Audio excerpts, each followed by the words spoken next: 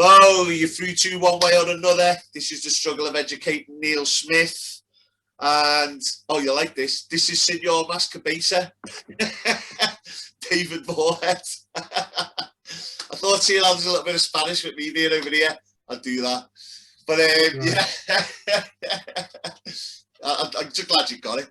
But, yeah, this is the third education of Neill in the series, and after the discussion on the existence of God, we sort of decided at the end, because I'd seen something online about in the States at the minute, obviously they've got a big thing with the right and the left going on about gender, and it's a big political debate, and at the minute they are, my understanding is, and I don't know if it's written into legislation yet, but they were allowing children to basically complete a questionnaire, and if they hit 2 of 6 indicators that they've struggled for 6 months with 2 indicators out of 6, that they are allowed to take treatment without the permission of their parents.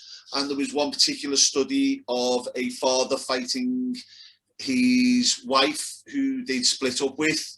The wife was very pro their autistic 11-year-old to get testosterone treatment, I think it was, and start down the avenue of having therapies which were irreversible, because he felt that he had gender dysphoria, or she had, sorry, it was a week ago already. And I just found it interesting, the whole thing, that this father was opposed to it. He believed, obviously, a child with autism at the age of 11 didn't have the capacity to understand their own gender, you know, and whether they have autism or not. I mean, you know, this was just a specific example I come across.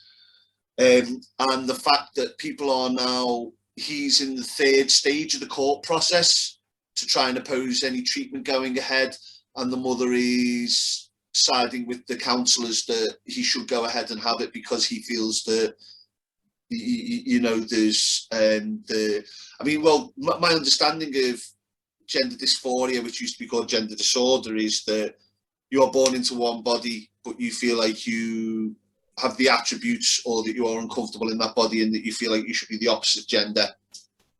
Are we in agreement on that? That is the Google definition. Yes, you have issues with your outer shell, your physical body is not in parallel or in harmony with the inner body. So yes. Yeah, and I know obviously. I don't know though, Neill, if we're starting with a rather extreme case there. No, I mentioned that purely from the fact that that's what got me interested. I think with the autistic boy, there's larger parameters in that, in terms of his own ability to. I mean, that would be one construct that the media would delight in, because absolutely. But the point being is, there's sort of this legislative battle going on in the States at the minute, which I assume will spread elsewhere. I mean, whether it's for good or bad, that's what we're obviously talking about. The reason I chose that was that it's not just something I've seen on Facebook and people are posting. It's a genuine issue that's going on at the moment, and it's of interest really, because I've got 2 kids that are going to go to school. I'd like to think that I'll be involved in any decisions made on their behalf. And I think anybody in my age group, obviously you're a little bit older, your kids have grown up. And I think you said the other week, your response would have been that I'd rather they'd have come to me. But at the same time, not all kids do. Yeah, I think there's 2 issues here, because one, apart from the transgender transitioning, the other one is parents' rights, that you raise your child till they are an adult, so that you get to decide what happens to them, right? So you have to give legal permission. But it's interesting, because it's like, do you give legal permission for them? You don't need to give legal permission if they have an abortion, you know, or if they go on the pill, you know, or I suppose also if you if they win huge amounts of money. Well, I can't, sorry, hang on, something's happening to my computer. Sorry, right. You know, medical treatment, etc. We had a case in this country where the doctors decided one medical treatment for a child and the parents said no, and they fled the country. The Alfie Evans case where the parents wanted one treatment, the court said no. So parents' rights, it's right across the board, isn't it? To have where your child's educated, what they're taught, medical, you know, etc. So it's a big thing about how far a parent has autonomy and control over their child. Yeah, I think that is a massive issue over it. I mean, that was initially what sort of piqued my interest. The main thing for me with this, I mean, abortion is similar in the sense that with this, there are some parts of the treatment that are irreversible. And again, the damage done by abortion, irreversible. I mean, we did our first podcast on abortion, so I think we sort of covered the main sort of issues with that. But I do feel like anything that's sort of irreversible and you're under a set age of consent, then my initial thing is, without getting deeper into the discussion, that it should be with some sort of parental consent. Obviously, again, whether parental consent is in line with the law and what the medical care deems. Sorry, hang on a second. It's all right.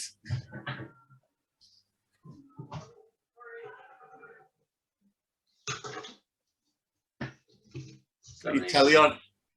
Yeah, I must have left it on pause. Sorry about that. No, what I was saying was it's really whether... Come back on, sorry. Jesus.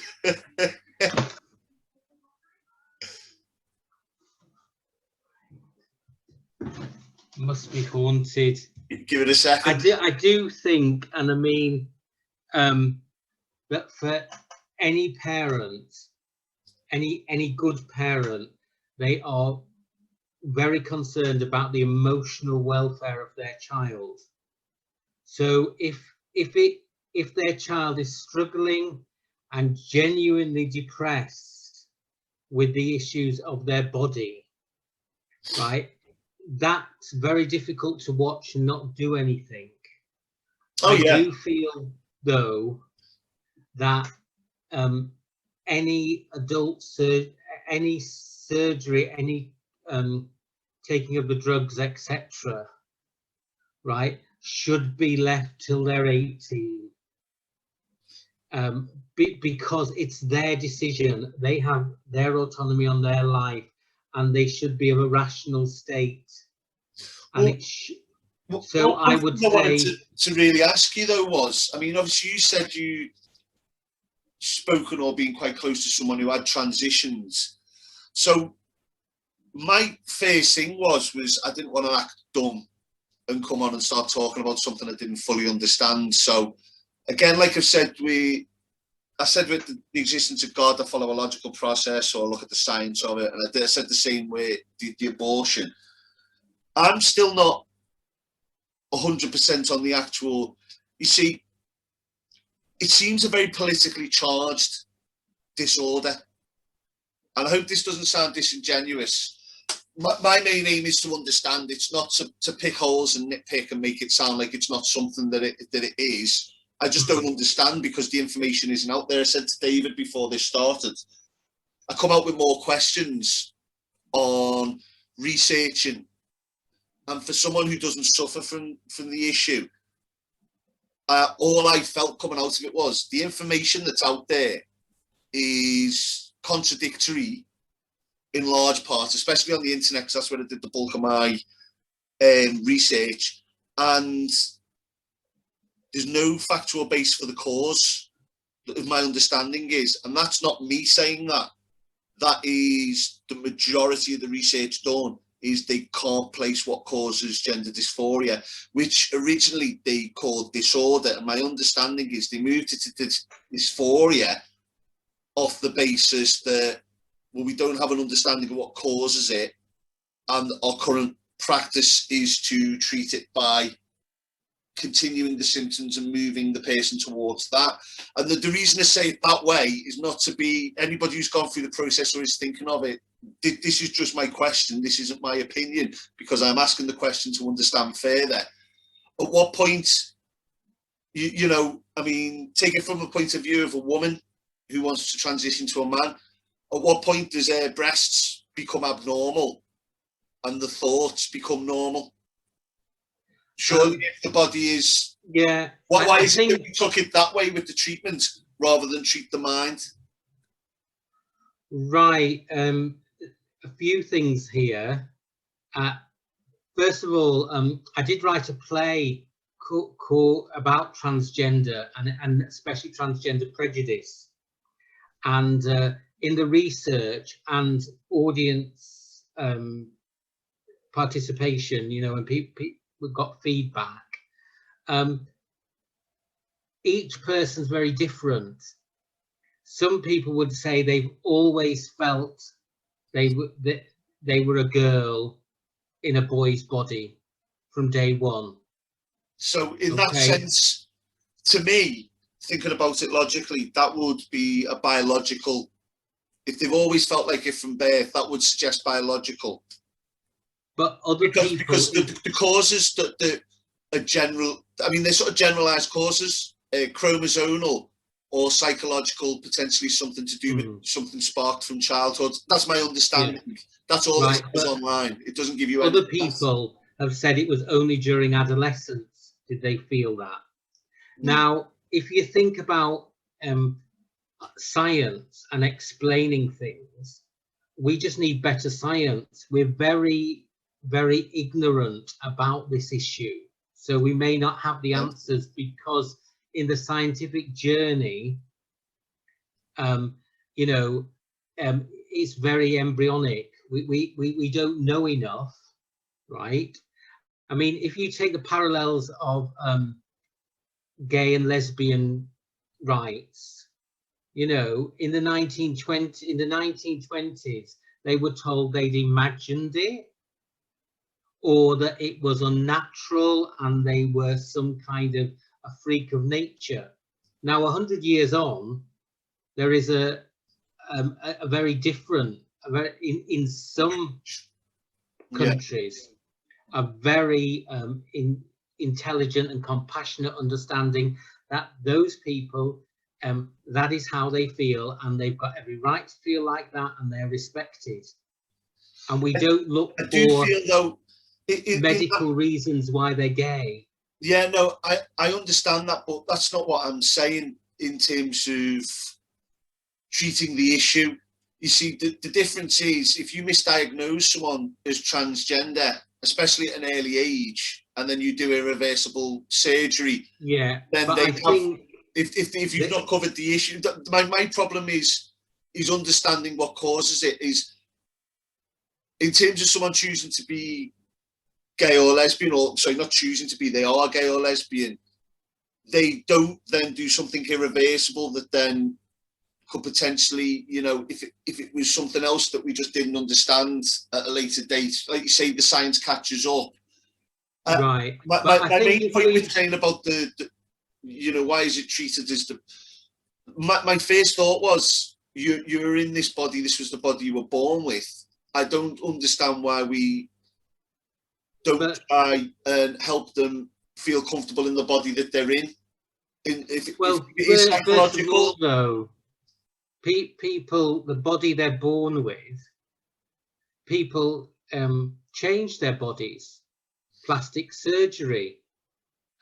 Some people aren't born with the six-pack, but they do that. So we're constantly changing our bodies, you know, and to reflect who we are. We want the inner person to match the outer person. So very much we change our bodies all the time. Yeah, no, I understand that. And so I can't see. I do feel once someone's an adult, it's each to their own. However you feel, you do as you please. Yeah. Should we keep the discussion as adults then transitioning? Well, no, because my main concern is people are making decisions on. I mean, people are given puberty blockers now in the States, and that to me is you're prohibiting someone from.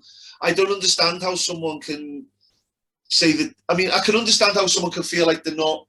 Say it was a male, felt like that they were female, but I can't understand how you can give someone puberty blockers when it could simply be that they haven't gone through puberty, and they may feel different once they've, fully grown. I mean, I find it hard to understand what goes on in my own head, never mind someone else's. I'm asking these questions purely out of curiosity, and purely because nobody. My main gripe is everybody's scared to even ask questions about this subject because they're in fear of upsetting somebody. And it's not my intention to upset someone. It's my intention to understand. And I don't see how giving someone a puberty blocker prior, because once you hit 18 or whatever the agreed age is for you to make your own decisions, I've got no say on your life. As long as you're not hurting someone, that's your business. Yeah. Like you say, go in the gym. I like going in the gym. I change my body to the way I see fit. Fair enough. But when you're making decisions on behalf of a party who doesn't yet fully understand their body and doesn't fully, when I was 21, I didn't know what was going on in the world. I thought I knew it all. I didn't. I mean, for someone under the age of 18, I feel like it's a huge decision. And some of the phrasing that some of the psychologists seem to make, and I'm going off these, sort of seminars, and I watched a psychology-based seminar. They know their own truth. At 18, I didn't know my own truth. No, but I think it's individual cases, because there will be, if you took 100 people who've transitioned, you wouldn't get one answer. You would get some people who said, I waited till I was 18, I waited till I was 30, right? Other people would say they wanted treatment earlier, right? So it is each to their own on their transition journey. And also it's about their mental welfare, because also apart from the medication, they also have to live as the new gender. That's part of it. But that's a double-edged blade, saying mental welfare, because you treating the short-term effect for somebody who's under, say, the age of 18 by saying, well, we'll treat it now to keep your mental welfare. But if it's not the correct choice at that age, and they're making the wrong choice because they don't understand their body as well as they think they do, then it's further mentally down the line, is it not? I personally, right, would say that if somebody wants to transition and they're, say, 13, right, I don't think you can dismiss their feelings, right, as just confused. Right? Oh no, I wouldn't propose that. No, sorry. I do think you need some sort of attention, whether it's psychological based or what. And perhaps in a world obsessed with male and female, that girls wear these clothes, boys wear these clothes, that's a boy word, that's a girl word, that's a boy job, that's a girl job, right? Perhaps that in itself, that cultural world we live in, isn't that helpful, because after all, if we're going to say to our children, you be who you are, they can have male and female traits, and they're just people traits. So perhaps, I mean, in a capitalist society, right, the fashion industry, if you said, let's have unisex clothes, right? I'm not, sorry, again, in terms of the clothes or how they present themselves, that's of no real concern. But it is to them. My main issue is the sort of prescription of treatments before they're of a certain age for it to my main thing is I don't see how you can prescribe medication that could potentially affect someone physically prior to that age. I feel if you're doing it at 18 plus, I feel like the process maybe, you know, sort of to give people that as well. Not necessarily that they have to qualify because, you know, like you say, people don't have to qualify for plastic surgery, but some sort of means of support in terms of, you know, ensuring that they're comfortable in what they're doing and that it's not something they're misunderstanding. Because this isn't necessarily a good comparison, and I know as soon as I say it, you're going to wince and cringe, but by definition, disorder, if it was someone who had something, say anorexia, you wouldn't treat it by saying it's your truth, you don't have to eat, you keep throwing up. With this, we do, and we don't understand the root cause. Like you say, out of 100 people, not one of them will come back with the same story, but yet we treat people as if we, you know, the actual amount of literature as to the scientific reason for gender dysphoria is minimal at best. It's understudied, yet I find it quite aggressive, some of the rhetoric that I see online about how you do not question this, do not question it, this is the case. I can't back it up with anything other than this is how I feel, which is fine. I don't mind that. If you're an adult, however you feel, you do what you want. There's people out there who tattoo themselves completely, do whatever they want, that's fine. But when you start encroaching on people who we are supposed to be caring for under the age of 18, and we do that because they're not as experienced as we are. I mean, you remember me at 18, I was a fucking idiot. I mean, yes, exactly, yeah. And I had really strong views about stuff that you couldn't tell me otherwise. But isn't very that our true, duty but to protect? at the same time, you had feelings, right? That's questionable. It did, which you can't dismiss. No, yeah, and again, I'm not talking about dismissal. I'm talking about encouraging rather than understanding. My feeling from a lot of the stuff is, do not question this. We are encouraging it. And I may be incorrect on that, and that may be the social media aspect, not the actual care that people get when they go to see someone. But I feel like that is very prominent online. Anyone would genuinely concerned for their child, right? This is a very difficult journey for them. It may, hopefully, right, they are happier people at the end, but it's a very, very difficult journey to go down, and I don't think people would want that. So I think it is parents who realize that the mental welfare of their child is at risk, and that's why they're supporting this. Yeah, I mean, because that's the important thing. I'll give an example. For me, just questioning it yesterday, my missus was on the phone to her sister on a video call, and it got mentioned somehow that I'd be doing this, and it's like, oh yeah. And as soon as I went to speak and just say, well, you know, this is my view, and like I say, I'm very clear, I don't understand it. I'm not saying there's something against it. I have my opinion on people who are underage, but I've got no problem with people who are of adult age who want to do what they want to do.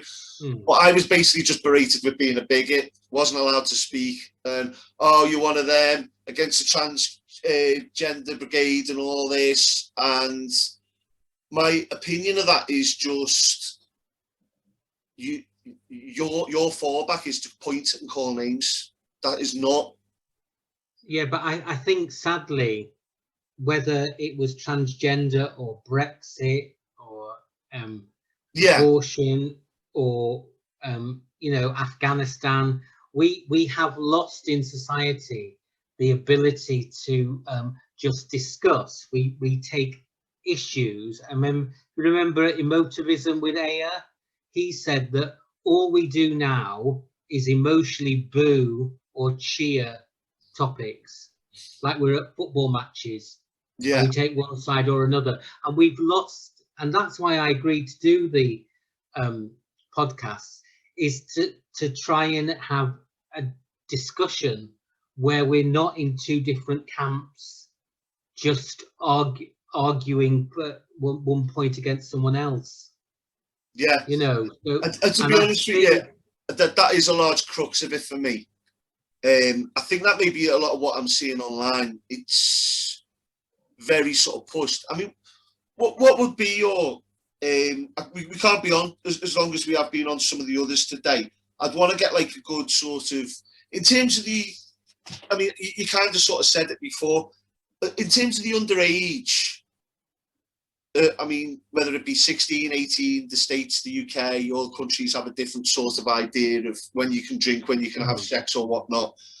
I mean, would you suggest, I mean, in terms of the mental well-being, I would always suggest that people are spoke to and, you know, encouraged in the right way. And if they need further, you know, sort of help to be encouraged to get it. But would you suggest any medical procedure? I can't see it myself, or no, right? I feel that you build a world for your child where there's the pronouns. I don't have a problem with the pronouns. I don't have a problem with them. He, but she, I would only ever use them if it was someone I knew. I feel like forcing yourself on me when I don't care what your gender is. I don't even know your name. I feel like that is a bit, you know, you're telling me how you feel today. I'm just meeting you in passing. That's fine. You don't know what, you know, whether I feel that way in my gender or not. It's not none of my business, none of yours. If you're an acquaintance or someone to work with or a friend, then, you know, I wouldn't be a very good friend if I didn't try and accommodate you in your beliefs. It'd be the same as if my friend was Muslim or something, not saying Eid Mubarak or whatever, you know. It's that's the ability to be a good friend and a good person. But if I've just met you on the street and you've got a beef with me because I've called you the wrong pronoun, well, I'm sorry, you're going to have a tough day.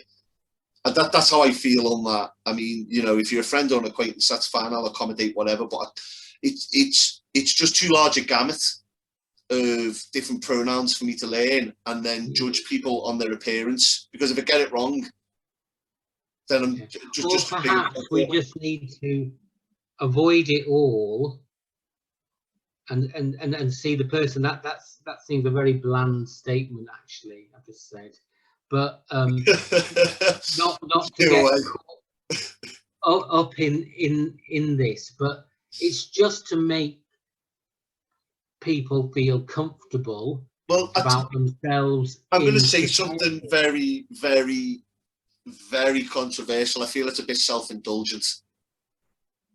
I mean, I'm going to get slated if anybody decides to watch this. You know what? I've never had a problem with how people address me. I have a name. And I know, obviously, I just feel like some of these videos where they are insisting you use this, that, and the other. Self-indulgent might be a bit of a strong word, but to pressure it, for me to accept that you are this pronoun, I then have to accept now I'm a cis male. When I'm not, I'm just a man to me. So I have to accept your belief system. You don't have to accept mine. I feel that that's a one-way. I think I'd like to see it that you're, when we use dialogue and when we use words and when we're communicating, it isn't to score points. It isn't a battle. It's respect and discussion. Well, that's why I say if it's a friend, acquaintance, or whatever, and I know you and I'm going to see you on a regular basis, then that's fine. I've no problem with, you know, that. But I feel like if people pull you on something and they're very insistent and they try and press something on you, just the same way you believe that, I mightn't necessarily believe that. And to force my hands to do what you want and not the other way around, I feel like it's very sort of, you know, and then again, it comes back to this, well, you're either bigoted or non-inclusive. It's neither. You don't respect the way I think about it. You can't have it both ways. Either you respect the way I think about it and I respect the way you think about it. We do our best to get along, or, you know, don't bother me with it. I feel like sometimes I am very careful what I say, but I do feel very strongly about that. You know, I'll always try and be inclusive with people who I know, but yeah, there's only so much I can do within my working day. I've got a lot going on. It sounds very selfish, true, but I think we should be very careful how we speak to people. Oh yeah, 100%. Yeah, and if we have to make an effort to think before we speak, that can only be good for society.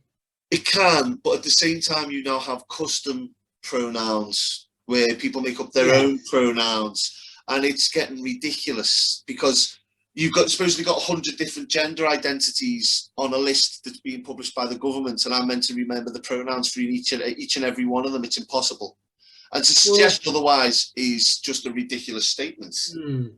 I think, though, again, it's how you say it as well. I mean, if you make a mistake and someone politely points out something, and you say, right, okay, I'll do my best. That's fine.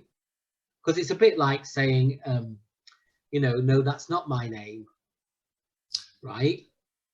But if it's aggressive, sadly, whether you're in the right or wrong, if you're aggressive with people, they build a wall and that's it. Yeah, people. And the whole idea don't want to know is to have a genuine discussion.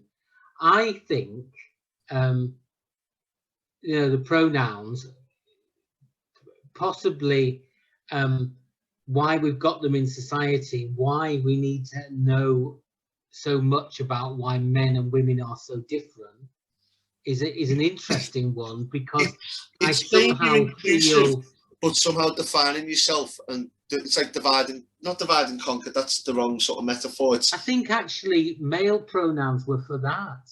They were for power and they were for control.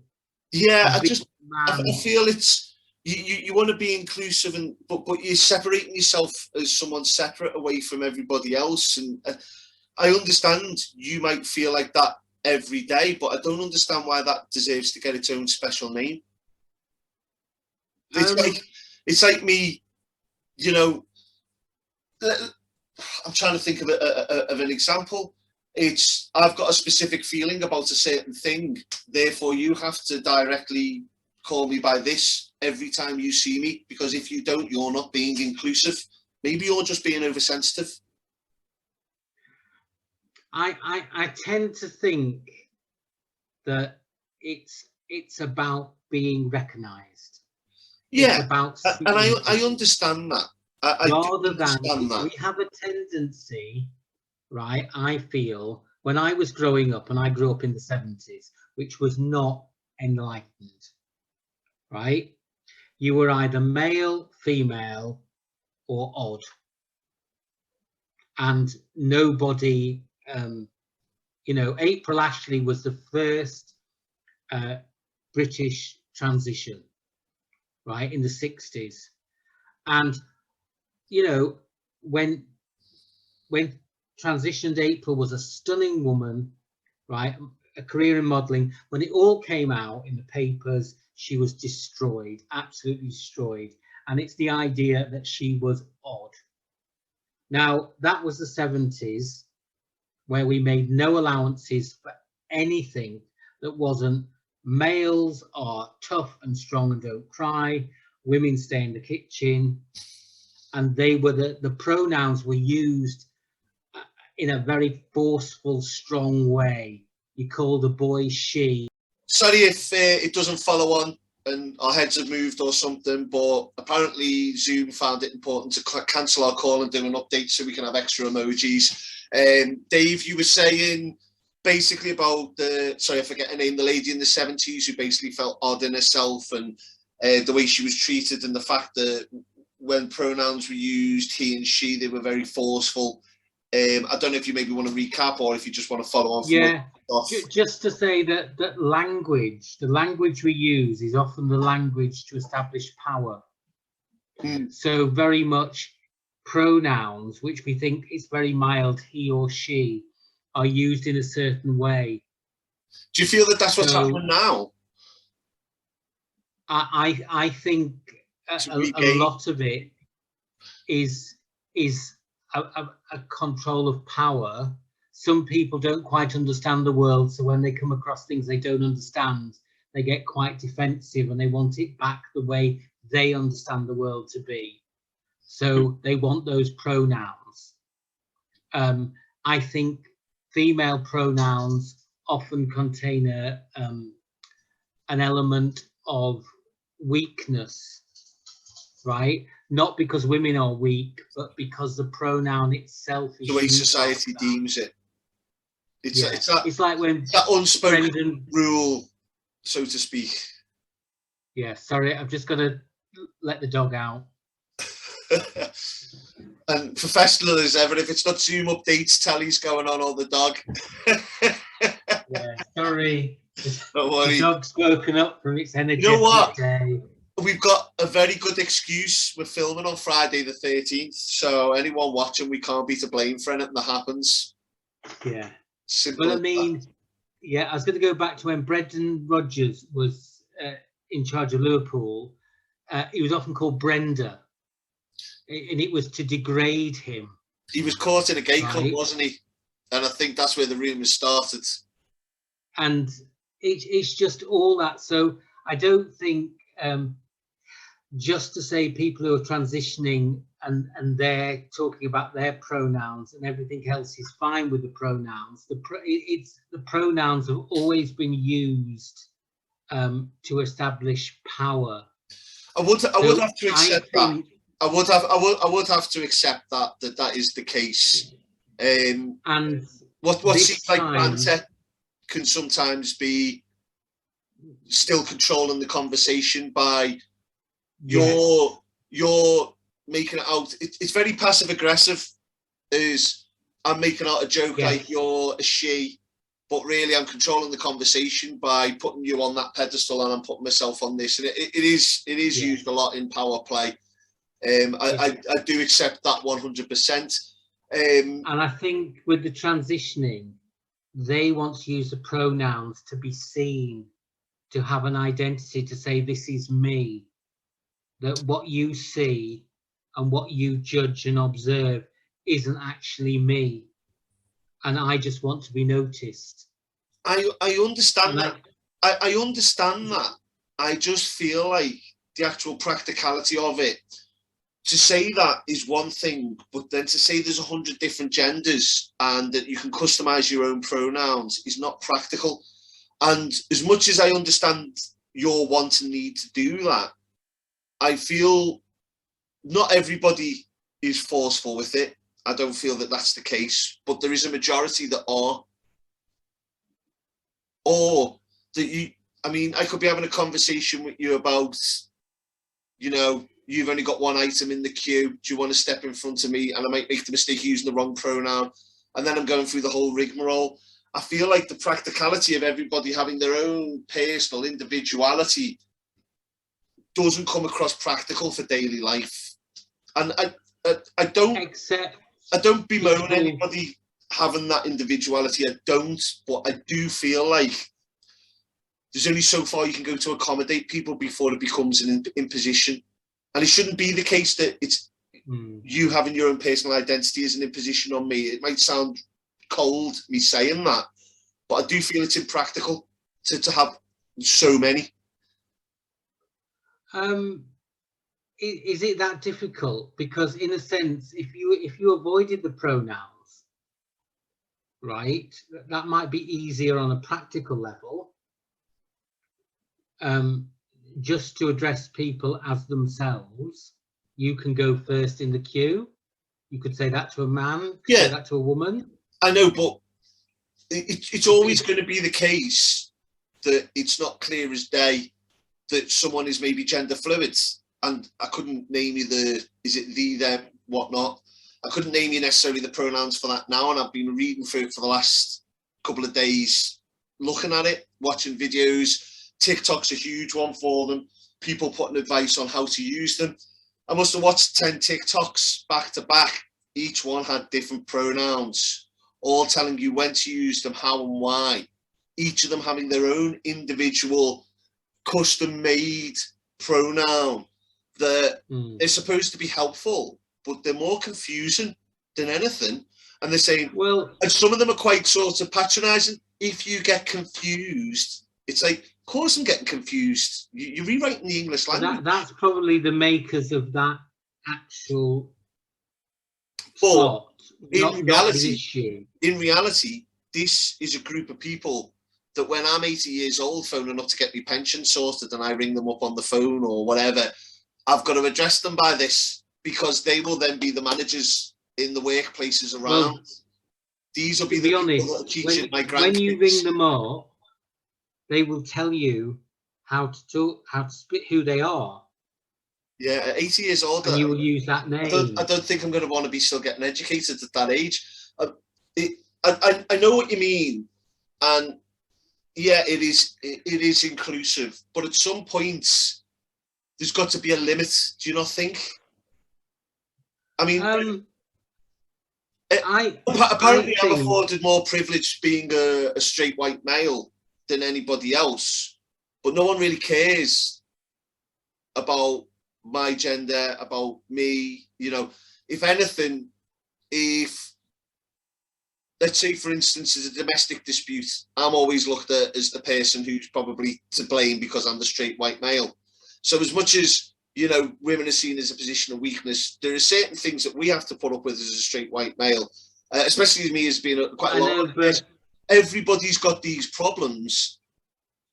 I just don't, you know, they're all different problems in their own unique ways. I feel like this need to rewrite everything.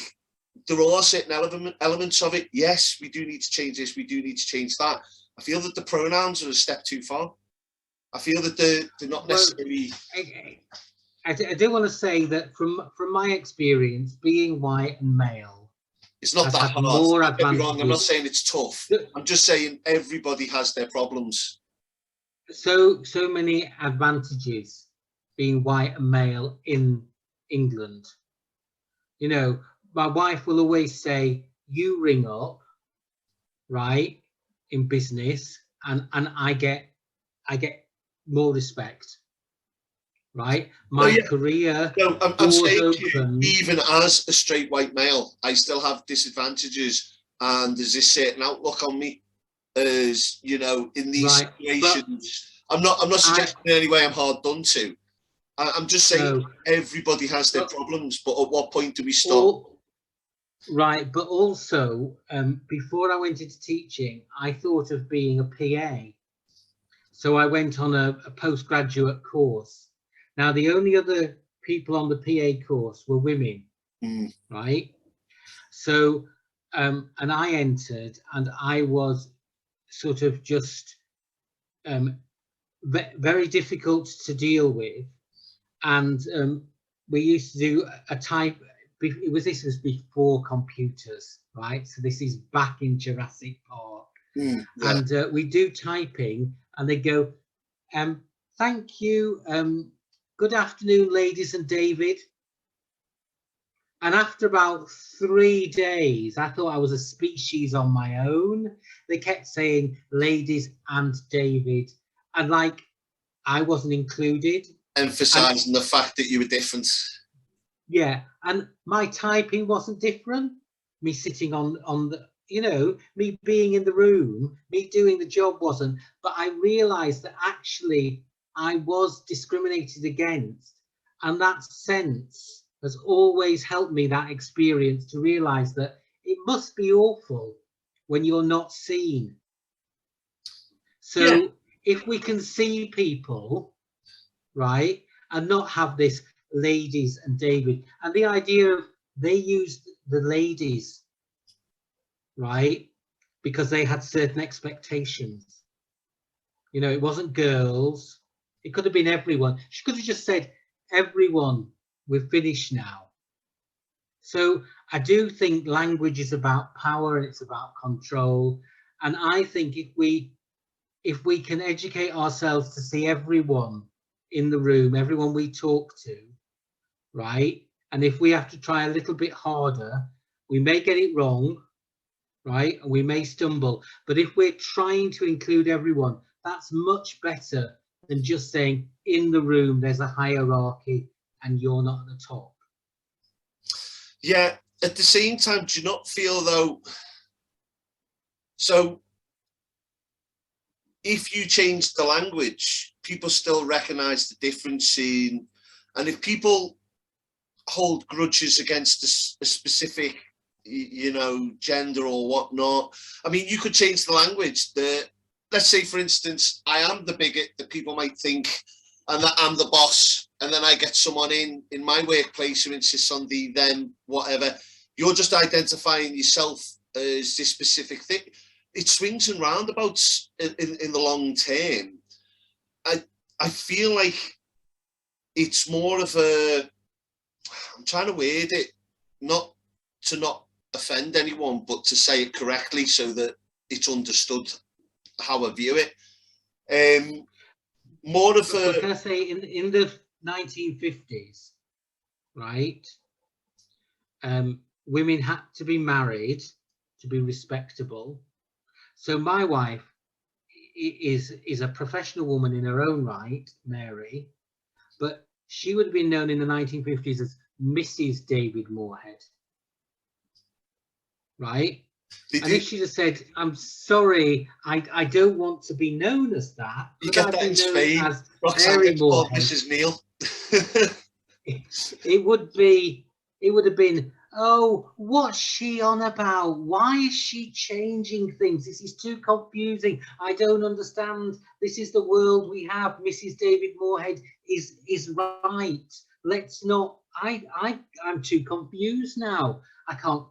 She wants me to say she's Mrs. Moorhead or Mary Moorhead, but actually, yeah, there's a world of difference between what they're asking you to do now and asking you to call someone by their name. There is a bit of a difference. 100 different genders that's on the list, and I mean, if you really want to go into it, they say there's thousands, and they customize their own. You know, it's never. But we customize our names. You're not just. Yeah, but I can see your name as Neill Smith. Yeah, right? but the difference between not male. And is it? You're using this in a platform where now, if I had to introduce myself, it'd be, my name's Neill. I'm a cis male. You need to call me by these pronouns, and it's a bit of a impracticality. Do you not think? It's a challenge, but it depends. Challenge. Well, how, but it's a challenge also when people, a lot of people, especially people with foreign names in this country, change their names, and right? Or say, call me Sam, because people can't make the effort to learn their actual names. So how do we? Are we dumbing down our intellect? Is that what you're asking us to do? Are you saying that we're not intellectually capable of a complex use of pronouns and we should dumb it down and water it down so it's just really basic so we're happy? I'm not saying it's not that we're not clever enough to do it, or that, you know, if we didn't all put the work in, we couldn't do it. I don't think the benefit outweighs the need. Sorry, have I worded that right? I don't think that the amount of work done is as beneficial as everybody thinks it is. I just feel... But if it stops ladies and David... The other point is, though, what I made before, for me to have to call you by your pronoun, I then have to accept that I'm a cis male. Well, I just don't see myself as that. I'm accepting that I now have to accept your language, even though it mightn't be my belief. There are people out there that don't really believe in being gender fluid. And you're basically making them accept that they have to, you know, I mean, I'm comfortable calling people what they want as long as I know them and I've got enough proximity with them that I feel like you know, it's helping them. You know, I don't mind learning it in sort of small groups and people who I know who I'm going to be speaking to on a day-to-day. My main thing is, let's say I work in a workplace full of 1,000 people. I've worked in offices where there's 400, 500 people before, and I will speak to some of them on a daily basis, maybe once, some of them maybe in a week once, or a month once. And I'm supposed to remember every single person in the office, who they are, what they are, when their gender doesn't really matter to me. It has no bearing on my life whatsoever. I don't really care how they feel from day to day. It matters to them. Is that you as the manager? I don't care how they feel at work. You don't want to learn their names. I used to say, unless you've been here for a few months, I'm not learning your name, because most people get sacked. Just 1 second. Just got the kids coming through. I'll have to edit this. It's open. Oh, it's still on. Sorry, I'll just edit that bit out. No, okay. Sorry, kids. Because I think also people now, because they're going to work till they're 70, right? They want to go to a workplace where they're acknowledged for who they are, they're seen, they're given respect, they're valued. I think gone are the days where you don't count, you're just a number, get in there, do 8 hours, here's your cash, shut up. Those days have gone. They are and they aren't, to be honest. I mean, well, I think especially when I worked in law, you were only as good as what you were doing on that day. I've worked that's a capitalist world, isn't it? I'll tell you what, I worked in this firm, Armstrong's, and I don't know what happened to this manager I had, how badly bullied she was, but she was nice as pie to every girl that was there. But if you were a male, she was a piece of shit to you, 100%. And that's the only time I've really experienced that, because she was like that to me on a daily basis. I mean, she couldn't be any more abrupt, any more nasty, any more horrible if she tried. In the end, I turned around to her and said, I don't earn enough money to stick up with this, and I just walked out. I said, I've got enough money in the bank. I work to live, not live to work. So just walked out. But that happens to everybody. Like you said before, it must be really hard being a straight white male. It happens to everybody. Not everybody gets accepted. I think there's a feeling that the world owes this to you. And in a perfect world, in a utopia, yeah, it does. But we live in a world right now where Afghanistan, the Taliban are taking back over after we've just left. You know, the world's imperfect, and you're constantly trying to fix these small, tiny things. All the bad things are gone. You're trying to fix the way people talk and use their pronouns for you. I just feel like it is significant in a perfect world, but I just don't feel like it's practical. But I think it's important to the people who are transitioning to be acknowledged and seen, and that's all they want. Yeah, no, and 100%. And if they can't get respect from the world, what's the point? Yeah, because respect is a positive thing. Self-respect is very important. It builds to a better society. I just don't feel you get that from a pronoun. I just don't feel that adds. But we have appreciated white privilege. I'm not 100% behind white privilege either. I feel like there are aspects of that which is true, and aspects which aren't. By and large, right, white and male has helped us. It hasn't been a barrier. And you know, that's the reality. It's not perfect, right? And there have been other barriers in our lives, but being white and male has opened doors which we perhaps didn't even realize had opened.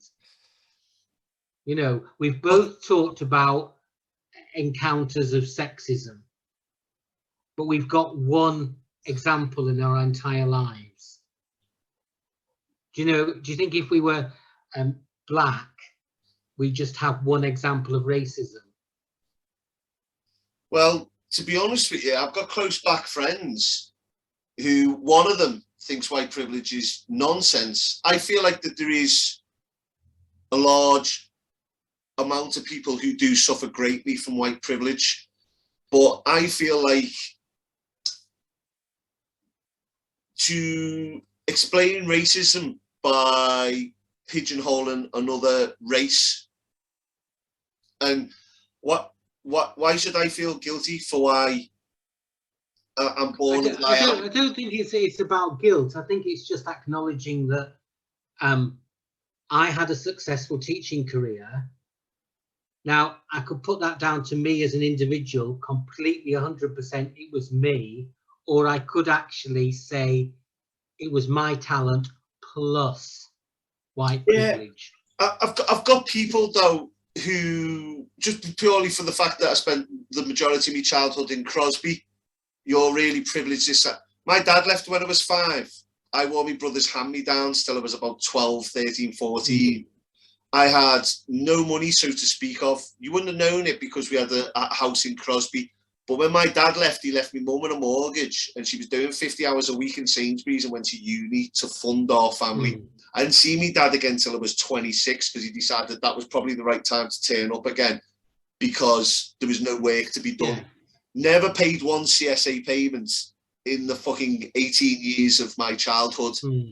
I had zero privilege. There were times I was going into school with hardly any packed lunch. But yeah, I'm privileged because what? Whereas I've got friends who are black who live out in the Wirral, who lived in 5-bed mansions and have never experienced racism a day in his life. But I'm expected to accept white privilege as, well, if you go for a job, you'll get this. That lad's gone to Oxford. I think he's got more chance of getting a job irrelevant to the colour of his skin. And I do understand on a social spectrum, on the greater majority of things, yeah, that's, you know, more likely that a white person is going to have more privilege, but you're guilty by association. Nobody knows my background. And to make the assumption, well, I don't complain about it. I'm only talking about it because you brought it up. But this is how I want to be seen. No, it's not. You're placing white privilege on me when I don't feel particularly privileged. I've worked for everything I've got. Yes, but I appreciate the individual circumstance, but Sacred Heart, the school you went to and benefited from, right, was white privilege. Yeah, but you could be a white lad and walk down the street in a tracksuit in Liverpool and get pulled by the police. It doesn't matter what colour of your skin is. Nowadays, if you've got a Ketwig, you're getting pulled by the police. The police pull people because, unfortunately, they're narrow-minded and they see a stereotype, whether it's skin colour, your clothes, your haircut, whatever it is. It's not something I feel that, you know, I think it's like an old privileged because my skin's a different colour. To me, it's another form of racism. But I understand the principle, and I do agree that it does exist. But there are different forms throughout society where people are pigeonholed and stereotyped. If I leave Liverpool and they hear my accent, all I hear about is, "Oh, my wallet's gone." It's pretty annoying, to be honest with you. They're told that I'm so privileged and this, that, and the other, and it's just not the case. But at the same time, if you walk into a room, before you speak and before they know your name, right, a door will open where it wouldn't for other people. You slammed back in my scout's face. Well, that's the thing. I think, to be honest, it's white upper class privilege that is the big problem in this country. But I think males on the whole in the workplace have it easier than women.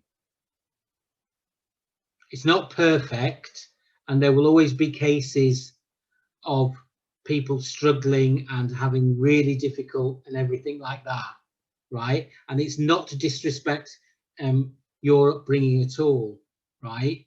To say that, you know, it wasn't, you know, you didn't suffer. You did. There's lots of white people in this country who have suffered. Sorry, but it's generally... it's not that I suggest I suffered. I don't. I grew up learning things about how I should stick around, look after my kids. I should work for everything I get. You know, I learned a lot about you don't want to be in that position when you're older, so you need to do certain things to make sure you're not in that position. What I did was I learned from my situation. That's nothing to do with my privilege as a white person. That's me not just giving up and playing the victim and deciding that, oh, well, you know, let's go sit in a council house and play. Do you not think your race has had an impact on you? In what context? That I maybe walk down the street in London and the police stop me? Positive or negative? I don't feel white has... I don't feel it's so broad. I mean, if you want to talk about me walking down the street and getting stopped by the police or something, I don't think it's my skin colour. I've been stopped a couple of times by the police, but it's because I'm a big guy with a big bald head. I'm 18.5 stone, 6'3", and I look like I run a door. So I've been stopped a number of times. Maybe if I was 5 foot, white and skinny, no, I wouldn't have been stopped. But probably about 4 or 5 times I've been stopped by the police. So I don't feel like me race has particularly helped me there. In terms of schooling, I went to the school that was in my area. You know, there were a couple of black kids in our school, but that was just because not that many black kids live in the area.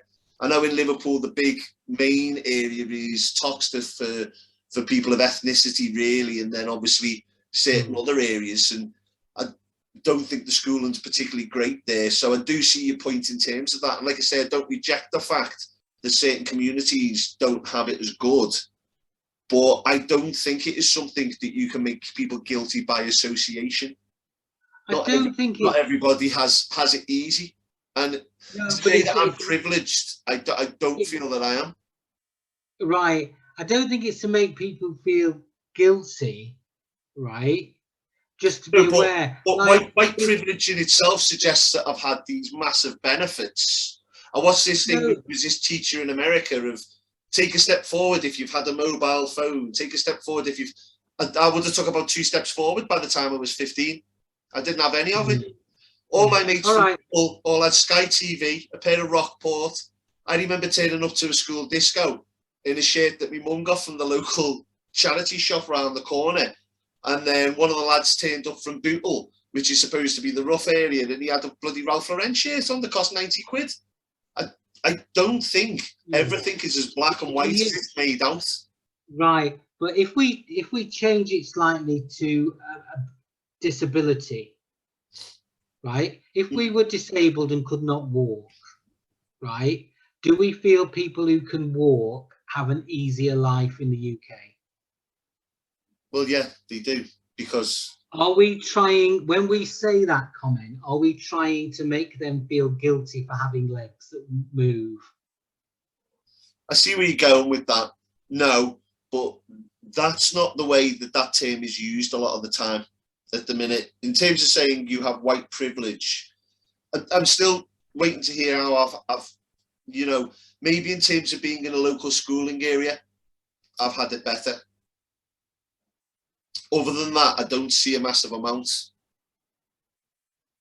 I just think it's sometimes how we're... Do you feel that people in their general nature are racist? Because the majority of firms I've worked for have been multicultural. And I don't even think it's anything about tick the box.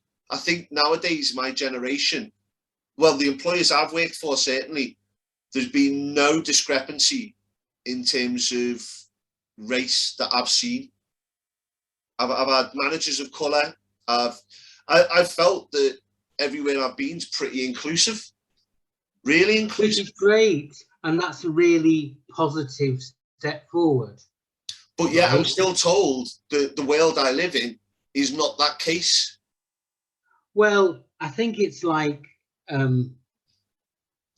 when they're looking at management and rising. I mean, if you look at football players, right, all different races play football at a professional level, right?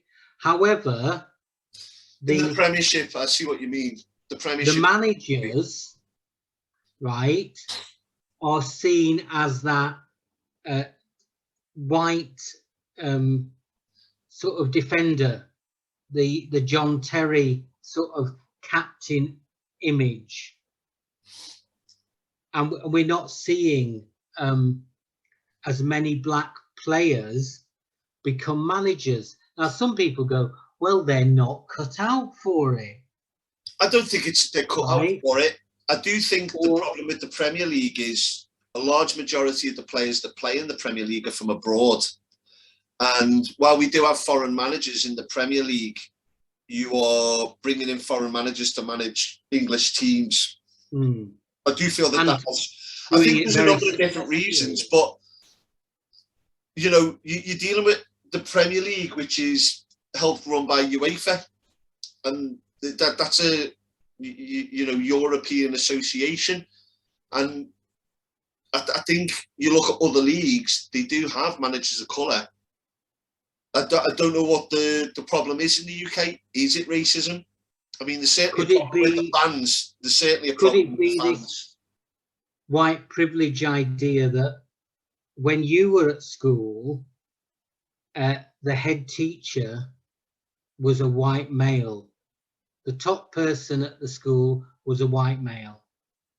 I was there 28 years. It was always a white male. And it sends an image unconsciously. A friend of mine's doing unconscious bias training. Is that not to do with the area, though? I mean, it was a predominantly white area that we lived in. But we could have usually you're employing from the local pool of we could have had a female, right? We never chose a female at that school, never at all. They could be a deputy head, right? In fact, there was one female deputy head in Mrs. Wallace. No, it's Mrs. Brown. Oh yeah, wasn't Mrs. Wallace the deputy? No. What was she? Head or something? Head of, well, when she was head of year. Oh, right. But I think, right, when I see white privilege, I think unconsciously I've been conditioned and raised to think that the starting point, the norm, is a white male, right? And so white males, to me, I've been raised to think that's management, and anyone else has to prove they're as good as a white male. I also feel, though, there's a generational difference, because I understand what you mean, because looking back, that's how I see school. Because clearly the teachers were the teachers, but there were a generation, probably a class older than you when you started there, who would have one set of thinking. Then yourselves and our generation, I feel, were taught slightly different, or at least the way I see it is different.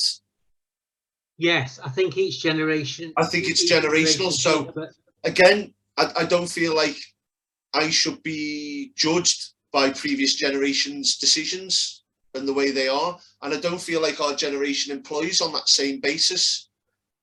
And I think that's dying out. I really do. Yeah, I think, though, to appreciate, like people who are able and people who are disabled, to appreciate that the generations that went before us made decisions that favoured certain groups, and we benefited from their decision making, and we did.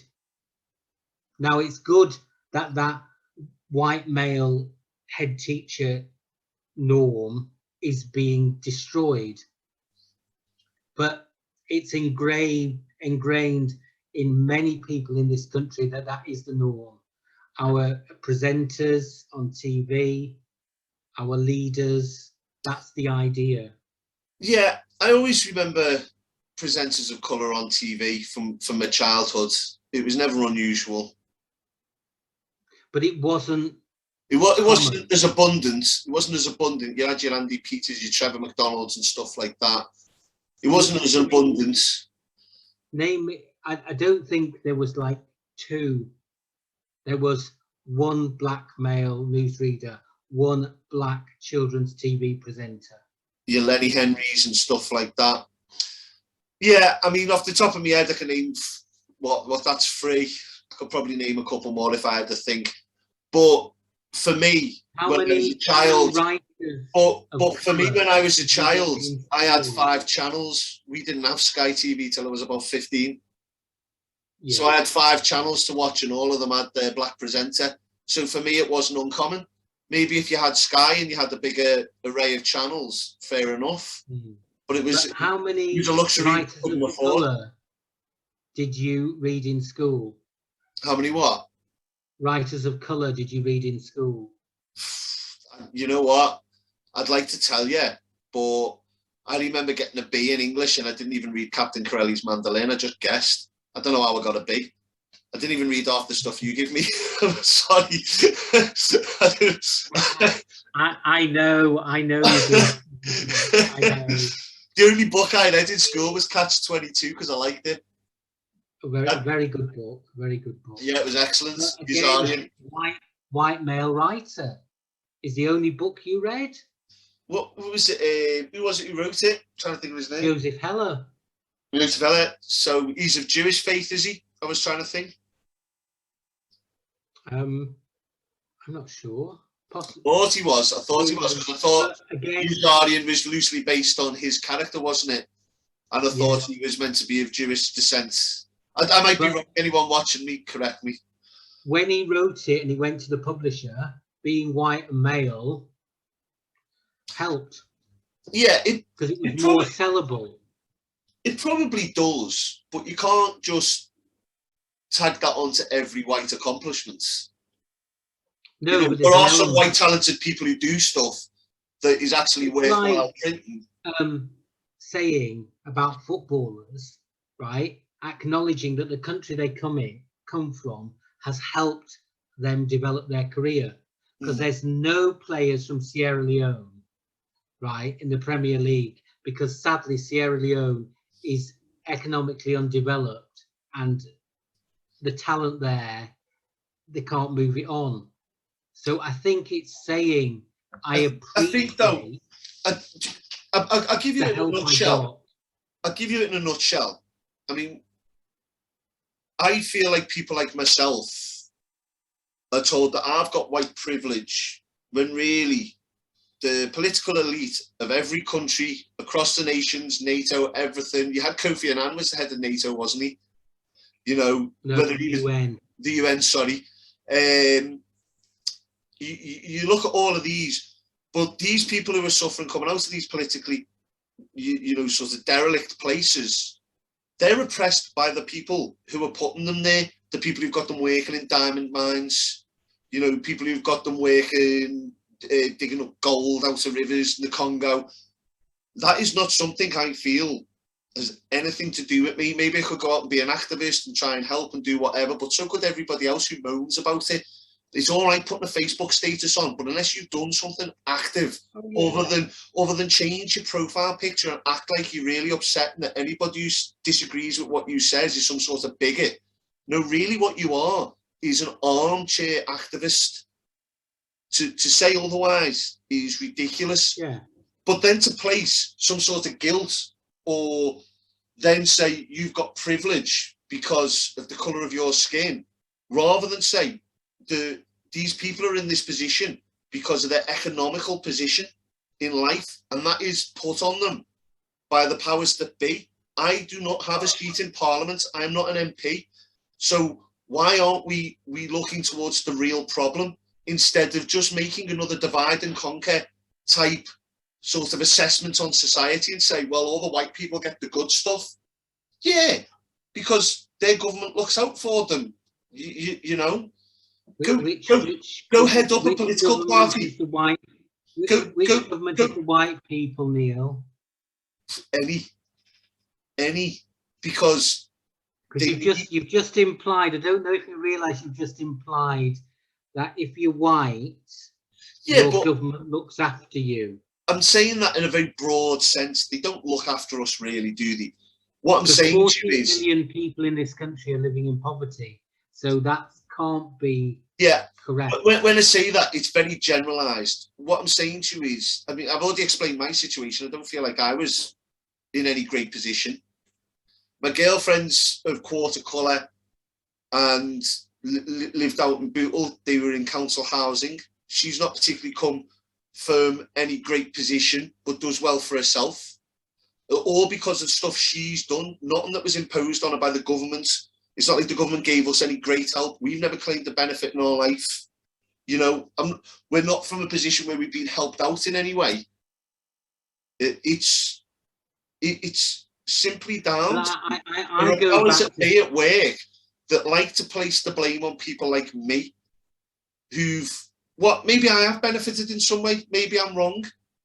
But is that wrong for me to do it? Should I then suffer for it? No, I don't think. I just don't see it. It's just like if you won an award, right?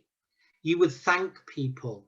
You wouldn't say, I got this award all on my own and I got here 100% and no one's ever helped me. You would say, do you know what? If I hadn't had the help, certain doors would not have opened. And I am only here today because of my sheer hard talent. Do you know who I'd thank though? I'd thank my mother, who worked her ass off to feed me all those years, to teach me the right principles. I thank my family, who were there to get me out of hard times and help me out, whether it's a bit of money here or to give me some advice or to come round and help me in a situation. I wouldn't be thanking me white skin because it maybe got me a place ahead of someone in an interview that I never knew anything about. It was out of my hands. It was completely unbeknownst to me. And even if it did or didn't happen, I would never be able to know that unless I went to the interviewer and said, are you a racist? Did you hire me because I'm white? I'm never going to know that. It may have happened, it may not have, but I'm basically told I'm privileged. And like you say, people want to be recognised for who they are. I'm being recognised for being privileged, and I've got no evidence that I am to some degree. Obviously, in terms of communities and where you live and your economic status, yeah, you are. But every black person in the United States or the UK are privileged in comparison to where they came from in Africa. Because if they went and spent a day in Sierra Leone, they'd realise they've got third world privilege. Well, if they came from Africa, because not all of them did, right? No, sorry. Again, I made a very broad statement there. But my point is, we've all got first world privilege. So we can all cry and complain, but there's always someone who's got it harder. The idea is to fix the problem, not point fingers. But surely, right, some of the problem may be in the system. Well, that's what I've been saying. It's and if a system, it's not something within my remit to amend, promotes males above women, then trying to be part of the solution must be asking questions about the system and trying to change it. Yeah, I'm fully aware of what the problems are. I'm fully aware of what the problems are, but I'll give you an example. So the current activism that's going on at the minute, defund the police, etc. The tragedy that happened in Plymouth last night, let's say that guy didn't kill himself and was still walking around with a gun. If you'd have defunded the police, where would that have ended? And that's one of the solutions that's banded about at the minute. There's no real sort of actual genuine solution to a lot of these problems at the minute. Well, we have a country that looks to one man to make our decisions, one man who's a buffoon, and then we all sort of divide ourselves and give each other names. And I mean, again, which isn't helpful. But I mean, I think it's 25 years ago, Dunblane, Thomas Hamilton went and killed the 15 children and the teacher. We changed the legislation about gun control in this country. And perhaps because the person who did the killing in Plymouth, right, actually legally could have that gun, we need to look again at our legislation. Apparently his parents had said that he had mental health issues, and they'd reported them to the police about his and perhaps so it is a massive issue. Yeah, greater funding and more investment into mental health services and the police as well, and better training for the police would be part of the solution. Yeah, I mean, we obviously started this on gender, and then we trailed off into white privilege for a bit, and now we're on to general politics and the solutions. I do feel that they all sort of tie in, because especially when we talked about pronouns, I feel like obviously you're assigning group names. Obviously LGBTQ have their own community anyway, but then you're splitting it down into genders. And where I got quite sort of flustered is this idea of white privilege, which again, I want to clarify, I do feel like in society there is evidence of white privilege. I just feel like you get judged for it and sort of mocked as if you've not had it hard because you're a white male. And I don't ever want to be judged as like I say, guilty by association, that everything's easy. It's not. And to suggest that you've got it any harder is, it's again, like you said before, situational. You don't know anybody just by the colour of their skin. For me to judge you by being black and assume that you were a thief would be the same thing in my book. You don't judge people by the colour of your skin. That was how I was told racism starts. But again, it's a very I agree with controversial view apparently nowadays.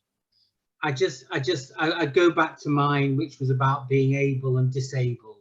No, I understand the logic in that, and I do appreciate that, to be fair.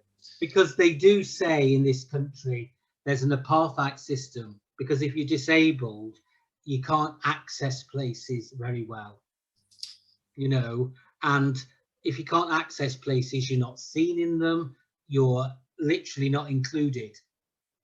So able people in this country do. I think with disability, anybody who's been through COVID and have had to stay indoors must have to appreciate what it's like to be disabled, where you're suffering basically cabin fever for a long period because your access to the outside world and to socialise must be restricted down to sometimes when people come and visit you. Yeah. And then when disabled people talk about this, is it fair for able people to say, you're just making me feel guilty, I can walk? It's not my problem, I can walk. It's not used in the same way, though. I understand the comparison, but you see, the problem I've got with the word white privilege is not that it exists, it is that it's used as a weapon to divide people. And I understand there are inequalities in the world, and anybody watching this, let me make this clear, quite clearly there are inequalities, but you're pointing the finger at the wrong person. You want to sort out those inequalities, you've got to point the finger at the people at the powers that be, the people that do, do interviews and hire the wrong person. The police needs not defunding, because it's the stupidest idea I've ever heard, but restructuring and improving. Because, like you say, that example last night, if that man had carried on walking around and not took his own life, God knows, a little 3-year-old girl died, and you're talking about taking the police off the street. It's idiocy. But I feel like there are solutions from calm, like you said before, calm, collected debate. Instead of just, I understand there is white privilege to a degree. I just think it's used as a weapon, and I don't disagree with the way, I don't agree with the way people use that term. I think it's used as a very politicised sort of tool that they just can point the finger. And I can say white privilege a couple of times, and when it comes to the next election, we won't mention it again for 4 years. I just think it's just horrendous that people buy into this. I think that people should be more thoughtful about the reasons why people are using that term. Well, I think it depends on.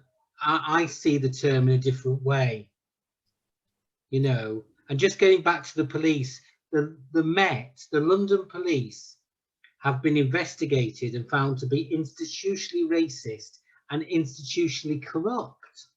That's two different reports. Should be restructured completely. And my money pays them. Yeah, now, that's why I say it should be restructured. But the alternative is what? That we defund them, and what happens? Well, no, I think you need to.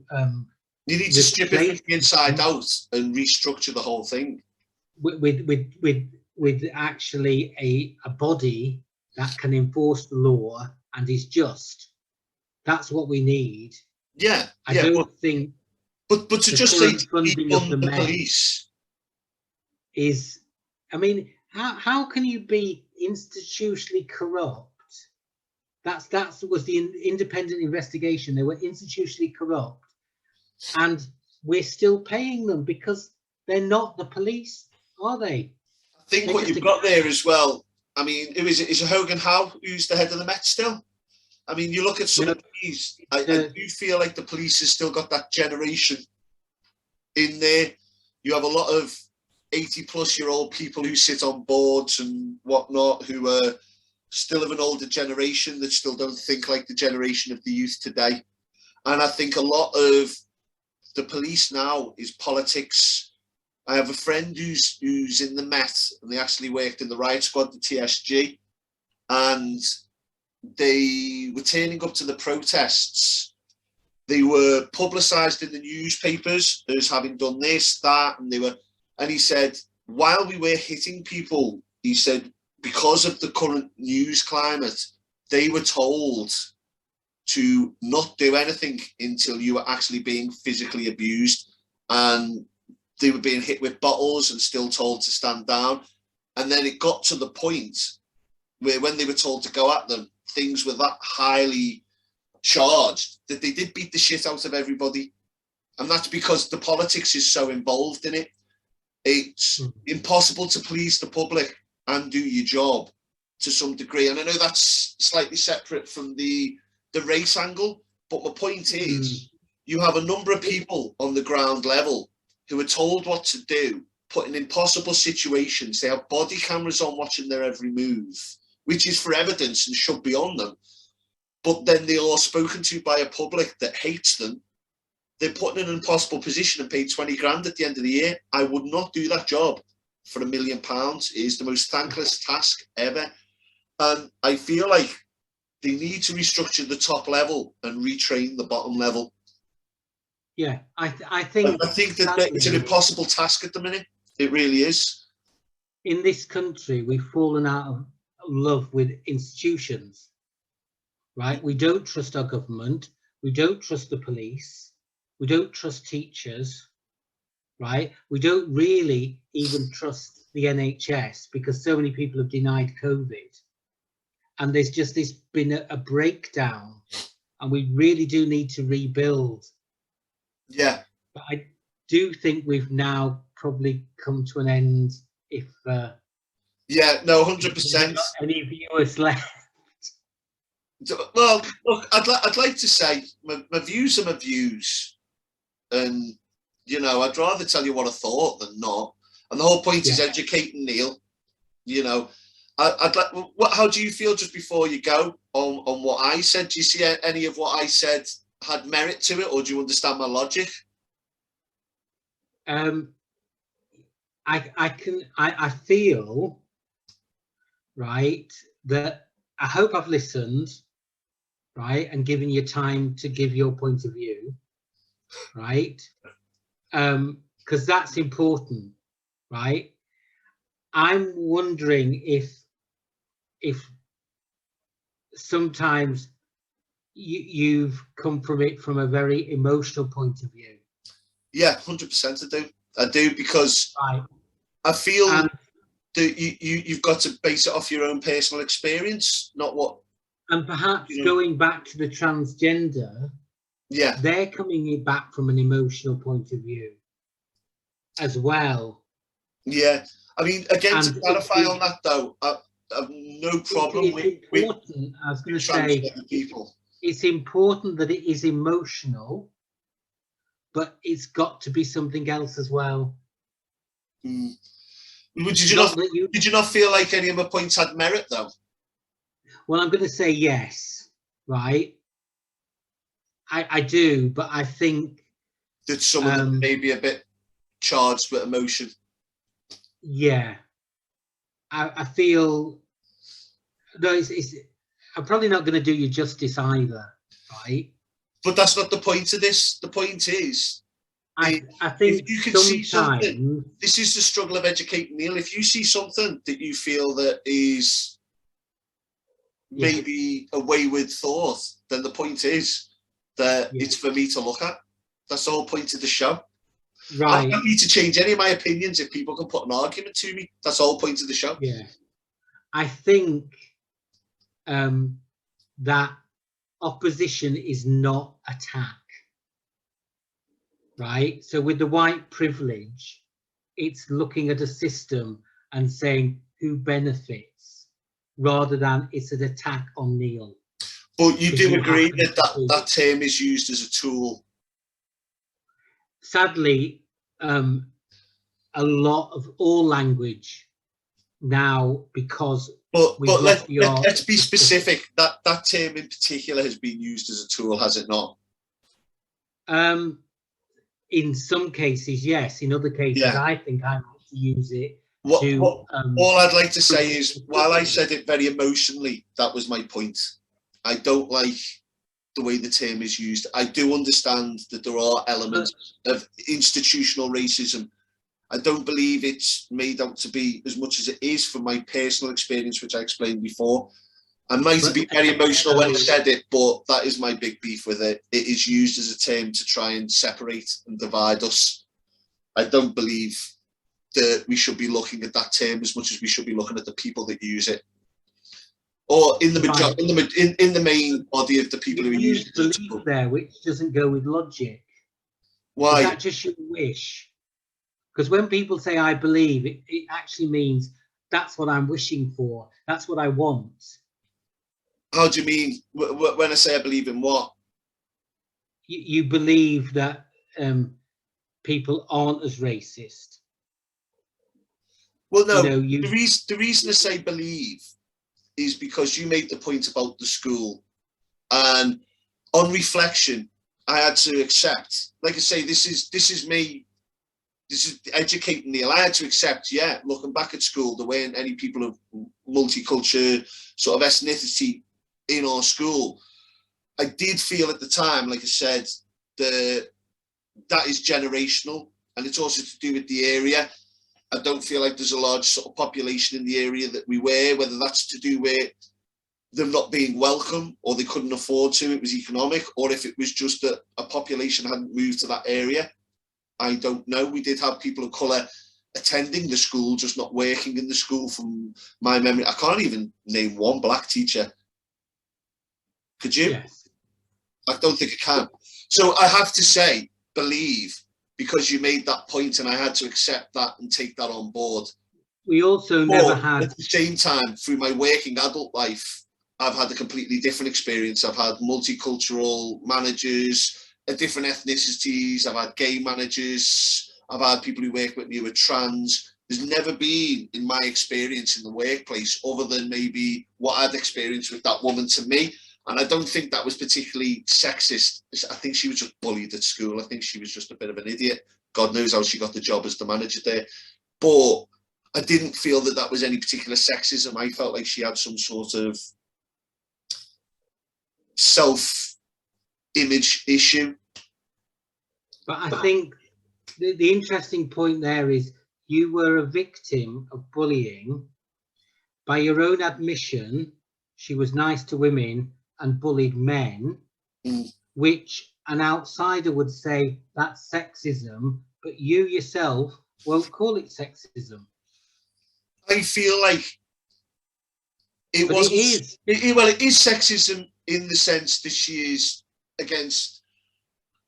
I feel though it's not so much that she hates men. I feel like she's got her own personal issues, which makes her defensive.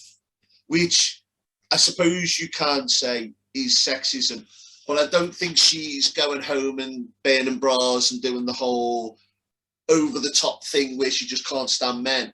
I feel like she had a lot of personal issues, which, you know, resulted in whether she felt uncomfortable around men, maybe, and felt that that was the way to deal with it by being the polar extreme of timid.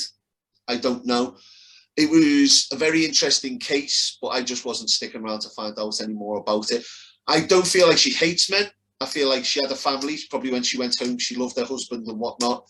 I feel like she was just had some personal issues. Like I say, I felt like she was bullied or something. Maybe people had made comments to her before. If that makes her sexist, I don't know. I felt more like she was a victim who was overcompensating. So that when I say that, there's a bit more to that situation. Right.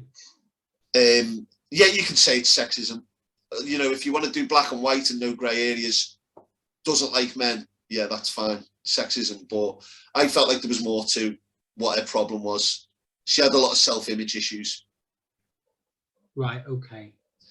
But I think try to step out of our own experience and see it generally. Yeah.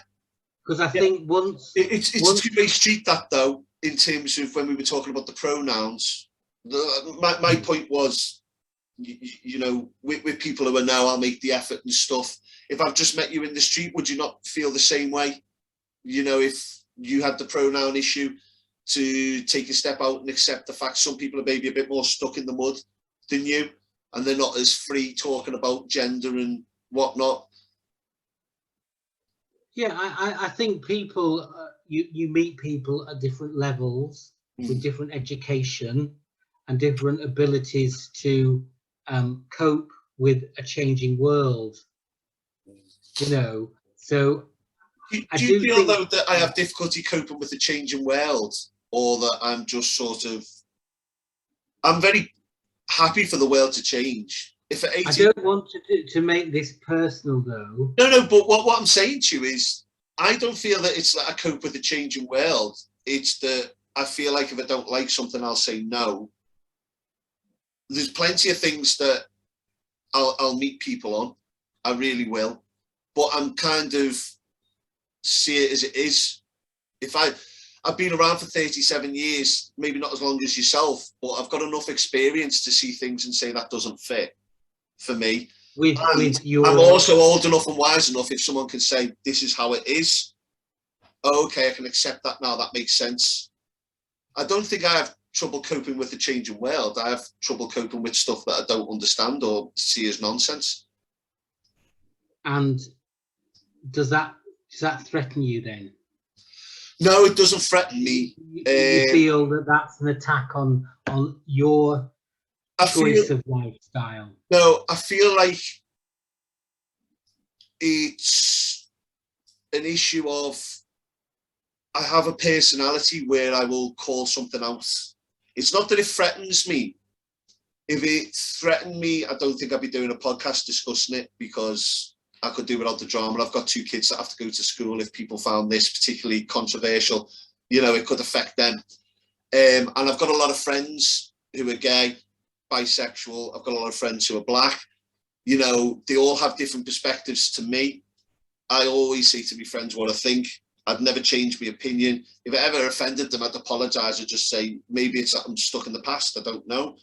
But I'll always call it out as it is. I'd never lie about something. And I think that's all you can ask of someone, really, isn't it? It is, but I think sometimes we need to think that often when we get information these days, it's loaded, it's a bullet, and it's aimed at us, and it's aggressive. But actually, try and that's the other separate. problem. I come across as aggressive when I'm making a point as well. So it does seem a lot more emotional than it is. Yeah, but also because of your size as well, that has an impact. Does that make sense? No, well, that's what I was saying to you before. Like, you know, when people say stuff about being pulled over, it's, I walked down the shop the other day and I had a t-shirt on and some kids stopped and went, "You're massive." I'm not actually that big. I've got a lot of friends a lot bigger.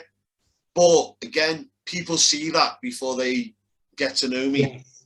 So, and again, what might come across as aggressive to you, I had Roxanne say this to me once. I was talking to someone in a bar and had my arm around them, and they were just sort of, did not want to know. And I couldn't understand why they didn't want to chat. But because of my size, you don't always realise. If I, you know, I'm not shouting, but my voice might move up slightly to make a point, you know, because you're animated. I mean, I something you're passionate about, and it comes across that way. But it takes a lot to get me angry. Right. Fair enough, but I think it's just working out how you have the discussion. But it's, you know, or have I muted myself? No. No, you're still on. Can you hear me? Yeah. Right. Honestly, you're willing to discuss, which is huge today. People don't discuss. People do that emotivism, that booing or cheering, and that's it. Within 3 seconds, they do an emotional response and say, "That's what I think of the issue." You've not done that. You've willingly listened. Well, I've accepted a few points as well. I've accepted a few points and conceded on a few as well. And to be honest with you, I didn't come in with any preconceived idea of anything. And in terms, just to wrap up the transgender issue, my only concern is treatment for children under the age of 18. Other than that, you do what you want with your life, because if it was me kids and I thought someone was giving them treatment that was, you know, even if it was cough medicine or something, and they'd spoken to a counsellor at school, I'd be heartbroken to know that they were able to get that without my knowledge. It just scared me to death. And like you said, I'd be worried that they couldn't come to me and ask first. But at the same time, I just don't feel it's someone else's decision. No, and I mean, the role of parent versus state is huge. You know, because sadly, we have no training on being a parent. No. None at all. I would make that compulsory in school. Communication skills, we don't really get trained on either. And that's a very British thing, you know. We had our first in the women's, and he was born at 4 o'clock in the morning. We were kicked out at 8. Our second we had in Gran Canaria, they wouldn't let us leave for 3 days. They had us in doing sessions. We know you've already got one child, but you need to do this, that, and the other. 3 days, you're not allowed to leave the hospital. In the UK, there is a very blasé attitude to having a child. You've popped it out off your trot. Spain, they want to know the ins and outs of everything. We're going to have social services around to make sure you're doing this, that, and the other. They are very hands-on. It's a very UK thing. And also, it's funded. All that requires funding, and the Spanish government obviously thinks it's important and values it, and I think that's great. The UK government, no. Well, yeah, the idea. They'd rather fund some project where they go build houses somewhere. The main thing I want to be paying in towards a government is for me and my family. That's the whole point for me. Whole point. Yeah. But I think we got somewhere. And I think one of the most valid things you said was when you started exploring it, that you had more questions. And I think that shows you've got an open mind, right? And I think that's really important in any discussion, is to keep questioning, because no one has the perfect answer. But my main concern was breaking down. I'm too logical with my approach to things, and it really was a stumbling block that they don't know the cause for it. And I was already worried because I knew it was psychology based, and I always have a problem with a lot of these sort of Freudian sort of theories anyway. But there weren't too many theories psychological wise in terms of we have set it that this is likely, this is, like you said, the example that ran through my mind was my son coming to me saying he had this issue, me researching it and being none the wiser. And then him saying, I'm going to go get this irreversible surgery. And then me having to sort of discuss that with him with, I don't know if it's chromosomal, I don't know if it's something we did when he was a child, and I don't know if it's just something that's appeared in his adolescence. I'm looking at different people's, you know, experiences on it. They're all different.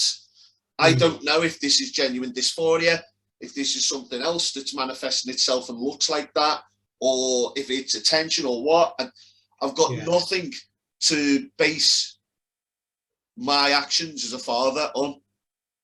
When I was saying these more questions, the amount of research that needs to be done to help support people in that position, I feel, should be funded and put to the forefront, really, because it is something that's out there, and there's numbers of people every year going through this, but the support seems to be zero, and the research into it. I mean, you can have all the support you want, someone patting you on the back, but if there's no real research into it, then that support is just someone saying, yeah, go for it. I do think that the counselling is a lot more detailed than you will find on the internet. Well, yeah, I would assume so. It'd be more specific as well. And I think with most parenting, right, you can do all the research in the world, but to understand the issue and to say you have a competent grasp on it is another thing entirely. Yeah, yeah. And you may give advice to your child, but that doesn't mean they'll take it or even understand it or accept it. Even if I stand over and talk loud. Yeah. Well, usually through a locked door as you're shouting it, right? Nothing in the shoe cupboard. Yeah. You are responsible for them till they're 18 to keep them safe. And I think in the end you have to make decisions that you think are the best. Yeah. I think the one thing that surprised me was I know we didn't want to touch on it, but the autistic boy, that the father and the mother were going against each other in court. And I think that is a big example of how the information out there, there's two people who've married supposedly with the same moral views and outlook on life. And you would assume someone who got married have a similar sort of consensus on the world. But when it came to that issue, there wasn't enough information for them to come to a consensus on their son's future. And I know that's a very sticky situation, but they've gone to court over the matter.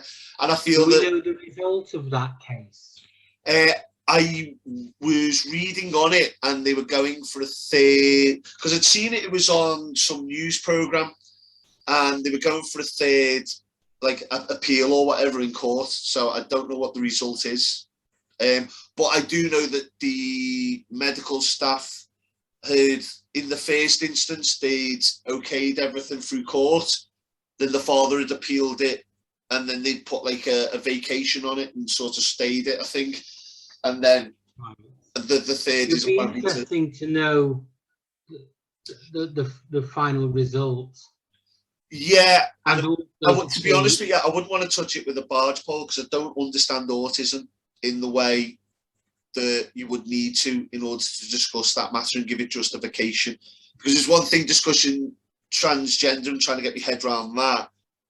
Autism brings a whole new dynamic to it. Like I say, it was one of the things that got me interested in the actual subject. Yeah. But just to say, with autism, there's a spectrum. Yeah, exactly. That's what I mean. And we're all on that spectrum. I think some people have been diagnosed. Some people have yet to be. You know, so it depends on the degree. Because when we hear autism, that's another very emotive word where we think, oh, they can't have empathy, they can't cope with the real world. But actually, it depends. The problem I feel for parents who have autistic children is they're very loving, and you see issues where they're unable to get that love back later in life, and it must be a hard journey to watch them struggling to find someone and just wanting that companionship. But I don't think they have a monopoly on that. There's lots of parents who discover their children grow up, go into relationships that are violent or fail, try again, they fail. You know, I think you might have a period in my 20s where I went through a relationship a week. Yeah, I think my mum thought that was me, but yeah, no, it's everybody. I just noticed with some of the stuff that I'd seen that they do struggle because they wear their heart on their sleeve seems to be a characteristic of autism. And we never know of people who are married, right? Because you know people who are married and then suddenly they're divorced, but you couldn't say during all that time, oh, I could see it. Yeah. You just don't know with other people's lives, you know, how happy or not they are. You know, perhaps another cultural thing is that we seek to understand everything, where actually that's part of my problem. I think that's part of my problem. I mean, I do feel saying, you know, with someone who's under 18, that's their truth. That's a bit thin because they haven't gone through puberty. If you said that to me about someone who was old enough, who a bit more experienced in the world, that's their truth. I can accept that. But my problem is I feel the need to understand everything.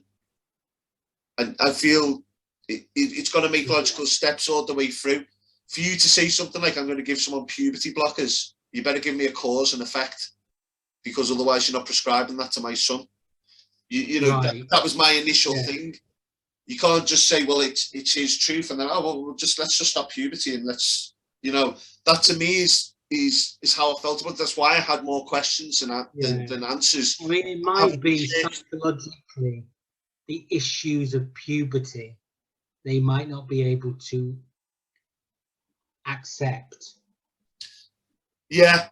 I mean, going through puberty normally must be a hard thing to go through it. If you do have gender dysphoria, must be horrendous. At the same time, it's a matter of... You could delay it for their mental health. That would be, some people would argue that's better. Rather than just saying, get on with it. I feel before you do something that's irreversible, you have to be 100% sure when it comes to a child. And that's why I would say, you know, they have to be 18. But some people have transitioned and transitioned back. Yeah. I mean, it's the, I mean, I think it depends on your sex and the extent of what it is you do. I think the other issue I saw when I looked at some of the forums when people had transitioned when they were in their teens. Ooh, I think he's gone. We'll give him a little second, see if he pops back. Well, I guess he's gone. So we'll wrap it up anyway. I'll get a new topic for next time. I do want to say, I hope I haven't offended anyone or anything. I just say what I say. You know, I think what I think. I know David was being very civil in the way he worded his judgment on what I said, but I can only say what I think. And like I say, this is educating me. I hope everybody either agrees, disagrees, leaves comments, says what they think. And yeah, we'll get another one out to you ASAP. I'll think of a little topic and we'll get it out there. And I think David made just as good a point as mine. I hope you all agree or disagree. I'm sure you'll agree with one of us, if not the other. So hope you have a nice day. This is one way or another. And this is the struggle of educating Neil. And it is a struggle, very big struggle.